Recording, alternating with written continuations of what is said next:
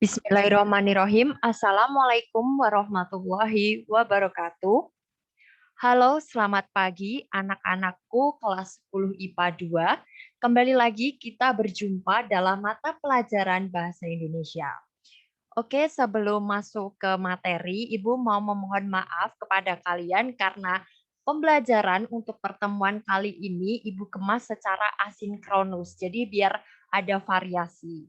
Nah, seperti yang sudah Ibu sampaikan di WhatsApp grup tadi bahwa untuk pertemuan kali ini kita akan belajar mengenai teks biografi. Nah, apa aja sih yang bakalan kita pelajarin untuk pembelajaran hari ini? Yang pertama adalah pengertian teks biografi, yang kedua adalah struktur dan kaidah kebahasaan teks biografi, dan yang ketiga adalah meneladani karakter unggul atau kepribadian unggul dari tokoh dalam teks biografi. Nanti di akhir Ibu akan meminta kalian untuk membuat atau berlatih membuat teks biografi. Oh ya, Ibu juga mau berpesan kepada kalian semua di masa pandemi seperti sekarang ini, kita harus selalu rajin menjaga kesehatan tubuh supaya virus-virus corona yang berada di luar sana tidak mudah masuk ke dalam tubuh kita. Oh iya, Ibu juga mau berpesan kepada anak-anakku semua, apabila tidak ada kepentingan yang mengharuskan keluar rumah, lebih baik berada di rumah saja terlebih dahulu.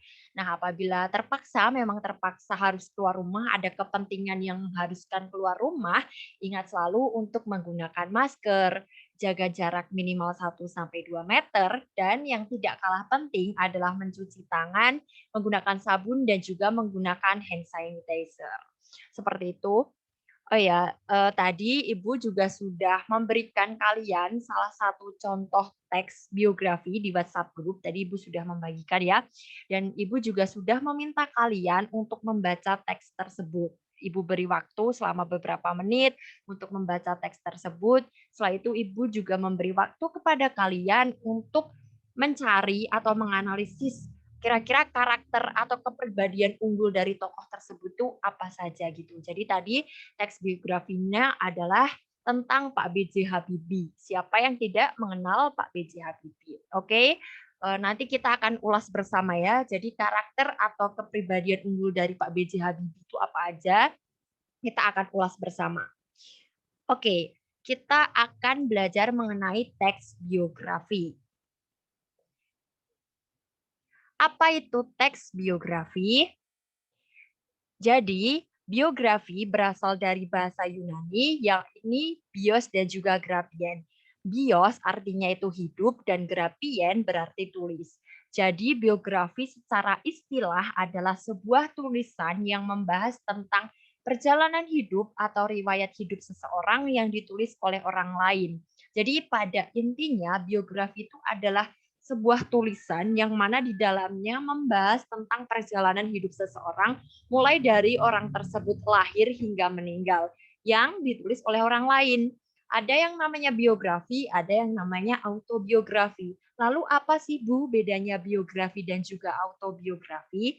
Nah, kalau biografi itu adalah riwayat hidup seseorang, perjalanan hidup seseorang yang ditulis oleh orang lain. Kalau autobiografi itu ditulis oleh diri sendiri. Jadi misalkan gini nih, untuk biografi seperti yang sudah Ibu sampaikan tadi lewat WhatsApp group itu contoh biografi. Jadi biografi Pak B.J. Habibie, riwayat hidup Pak B.J. Habibie itu ditulis oleh orang lain gitu. Terus kalau untuk autobiografi, misalkan nih Ibu menulis perjalanan hidup Ibu sendiri. Nah, itu yang dinamakan autobiografi. Selanjutnya ada struktur teks biografi. Nah, struktur teks biografi itu ada 3. Yang pertama orientasi, yang kedua kejadian penting atau important event, dan yang ketiga adalah reorientasi. Lalu apa aja sih Bu? Orientasi itu apa? Kejadian penting itu apa? Reorientasi itu apa? Kita akan mempelajarinya satu persatu.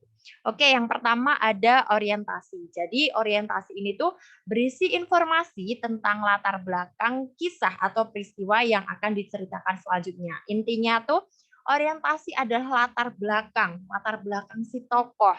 Misalkan tokoh ini tuh dilahirkan di mana, terus lahirnya kapan, gitu. Seperti contoh yang sudah Ibu kirimkan tadi, Pak B.J. Habibie lahir di Parepare, Sulawesi Selatan, seperti itu. Nah, itulah yang dinamakan orientasi. Jadi latar belakang si tokoh. Lalu yang kedua ada kejadian penting atau important event, berisi rangkaian peristiwa yang disusun secara kronologis menurut urutan waktu yang meliputi kejadian-kejadian utama yang dialami tokoh. Nah, kejadian penting ini adalah kejadian atau peristiwa-peristiwa penting dari si tokoh seperti Pak B.J. Habibie. Misalkan kejadian pentingnya itu adalah beliau menerima beasiswa untuk kuliah di Jerman, terus beliau juga diangkat menjadi presiden Republik Indonesia. Nah, inilah yang dinamakan kejadian penting. Lalu yang ketiga adalah reorientasi atau pernyataan simpulan. Nah, seperti ini bagian strukturnya, seperti yang sudah Ibu jelaskan sebelumnya, orientasi ini tuh bagian untuk menceritakan siapa Pak Habibie ini sebenarnya. Seperti dilihat, beliau dilahirkan di Parepare, Sulawesi Selatan pada tanggal 25 Juni 1936. Nah, inilah yang dinamakan orientasi bagian awal untuk memperkenalkan latar belakang si tokoh. Selanjutnya ada peristiwa-peristiwa penting ini seperti yang sudah Ibu jelaskan tadi bahwa Pak B.J. Habibie ini diangkat menjadi Menteri Negara, terus menjadi Presiden RI, seperti itu. Inilah yang dinamakan peristiwa-peristiwa penting. Selanjutnya ada reorientasi. Reorientasi ini itu adalah pernyataan simpulan. Selanjutnya adalah kaidah kebahasaan teks biografi. Apa aja kaidah kebahasaan teks biografi? Yang pertama ada menggunakan kata ganti orang ketiga tunggal. Nah, jadi anak-anak kata ganti itu ada dua. Yang pertama adalah kata ganti orang pertama.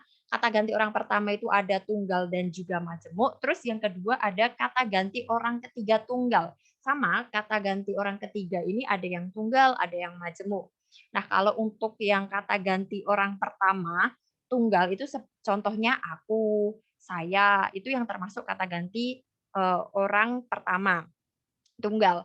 Terus di sini kan kaidah kebahasaan teks biografi itu menggunakan kata ganti orang ketiga tunggal. Nah, untuk kata ganti orang ketiga tunggal itu ada ia, dia, beliau. Itu yang termasuk kata ganti orang ketiga tunggal.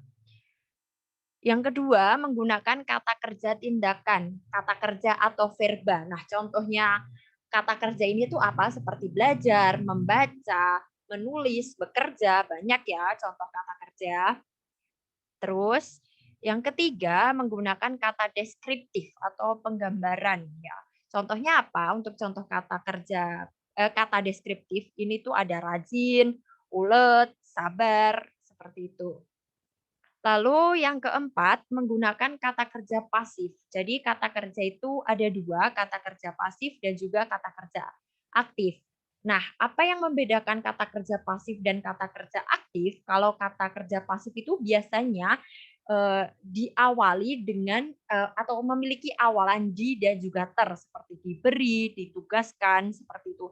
Dimakan, diminum, dimandikan, itulah yang termasuk kata kerja pasif. Pokoknya dia memiliki awalan di dan juga ter. Nah, kalau untuk kata kerja aktif biasanya memiliki awalan me gitu. Seperti membaca, menulis, memakan, meminum, itulah yang dinamakan salah satu contoh kata kerja aktif. Selanjutnya, yang kelima menggunakan kata kerja mental. Contoh katanya adalah memahami, menyetujui, seperti itu. Lalu yang keenam menggunakan kata sambung atau konjungsi. Nah, contoh kata yang termasuk kata sambung itu apa aja? Yaitu dan, atau, itulah yang termasuk kata sambung atau konjungsi. Lalu yang ketujuh menggunakan kata depan atau preposisi. Nah, yang termasuk kata depan atau preposisi ini tuh apa aja? Yakni ada di, ke, dari, itu merupakan yang termasuk ke dalam kata depan atau preposisi. Lalu yang kedelapan menggunakan kata nomina atau kata benda yang berhubungan dengan urutan waktu. Nah, ini tadi seperti yang sudah Ibu jelaskan di awal bahwa kita nanti akan mengulas hal-hal apa saja yang dapat diteladani dari Pak B.J. Habibie. Ibu tadi kan sudah mengirimkan ke kalian contoh teks biografi dari Pak B.J. Habibie dan Ibu juga sudah meminta kalian untuk mencari hal-hal apa saja atau kepribadian unggul apa saja dari Pak B.J. Habibie yang dapat diteladani dan anak-anak juga sudah mengirimkannya ke WhatsApp group secara serentak. Jadi kita akan mengulasnya sama-sama. Jadi yang pertama, hal-hal yang dapat diteladani dari Pak B.J. Habibie itu adalah kecerdasan dan prestasinya yang mengagumkan. Ya kan, siapa yang tidak mengenal Pak B.J. Habibie? Beliau memiliki kecerdasan dan prestasi yang begitu luar biasa, terutama di bidang kedirgantaraan atau di bidang pesawat terbang. Beliau memiliki kecerdasan yang luar biasa. Lalu yang kedua, ini nih yang harus kalian teladani, yakni belajar dengan sungguh-sungguh dan memiliki tekad untuk menjadi orang sukses. Nah, ini penting banget untuk kalian teladani ya, belajar dengan sungguh-sungguh, memiliki tekad yang kuat untuk menjadi orang sukses. Perlu dicontoh. Lalu yang ketiga, menggunakan waktu liburan untuk bekerja, fokus belajar, dan mencari pengalaman. Jadi Pak B.J. Habibie itu menggunakan waktu liburannya untuk bekerja, fokus belajar, dan juga mencari pengalaman. Lalu yang keempat, mendapat beasiswa penuh, yang kelima lulus dengan predikat cum laude, dan yang keenam ini yang paling penting adalah ketekunan dalam meraih sesuatu. Jadi Pak B.J. Habibie ini tuh ketika beliau meraih sesuatu, beliau itu memiliki tekad yang kuat, sangat tekun gitu. Jadi ini sangat-sangat bagus untuk kalian tiru, untuk kalian teladani, seperti itu ya. Oke, tugas ya. Seperti yang sudah Ibu jelaskan tadi di awal bahwa di akhir pembelajaran nanti Ibu akan meminta kalian untuk berlatih membuat teks biografi. Nah, di sini Ibu sudah menyajikan 3 tokoh penting yang tentunya sudah kalian kenal ya. Yang pertama ada R.A. Kartini, yang kedua Insinyur Soekarno, dan yang ketiga ada Susi Susanti. Nah, jadi anak-anak bisa memilih salah satu dari ketiga tokoh ini untuk membuat teks biografi. Jadi nanti anak-anak memilih salah satu dari ketiga tokoh ini, kemudian menyusun teks biografinya. Dan jangan lupa dianalisis, dicari kepribadian atau karakter unggul dari tokoh ini tuh apa saja nanti dicari. Seperti itu. Ibu beri waktu kalian 1 minggu untuk mengerjakan tugas ini untuk membuat teks biografi. Dikumpulkan minggu depan ketika pembelajaran bahasa Indonesia pertemuan minggu depan. Seperti itu. Dan apabila ada yang ingin ditanyakan bisa disampaikan melalui WhatsApp group. Oke. Itu saja dari Ibu untuk materi pada pertemuan kali ini. Pesan Ibu tetap jaga kesehatan, jangan lupa untuk selalu menggunakan masker dan jaga jarak, jangan lupa juga untuk mencuci tangan dan juga menggunakan hand sanitizer. Ibu rasa cukup untuk materi pada pertemuan kali ini. Terima kasih. Wassalamualaikum warahmatullahi wabarakatuh.